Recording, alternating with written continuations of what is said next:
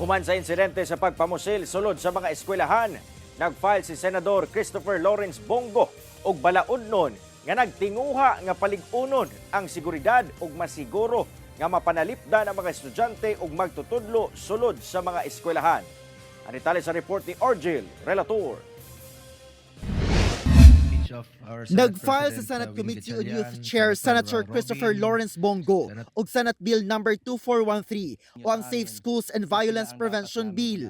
Tumong niini nga makamugna og komprehensibong sistema aron nga mapanalipdan ang mga estudyante, magtutudlo og school personnel batok sa tanang matang sa hulga sa ilang kaluwasan. Ato sa iyang privilege speech sa Senado, gipasiugda ni Go nga ang mga eskwelahan kinahanglang magpabiling zones of peace and learning ug dili mahugawan sa kahadlok ug kasamok. Ang maong panawagan subay sa mga insidente sa pagpamusil sa mga eskwelahan. Our schools must be places where children feel safe, protected, and free to learn, not places where they have to fear for their lives. Ubos sa gisugyot nga balaod, obligahon ang mga pampubliko ug pribadong eskwelahan sa paghimo og regular nga pag-update sa School Safety and Emergency Preparedness Plan. Ingon man sa pagpahigayon og safety risk assessment matag tuig.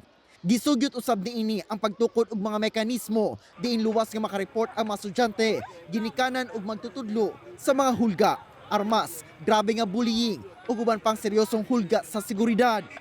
Gipasaka usab ni Senator Go ang Senate Bill No. 176 aron magtukod og mental health offices sa tanang pampublikong kolehiyo ug universidad nga maghatag og counseling services, mental health professionals ug 24 oras nga hotline alang sa mga estudyante.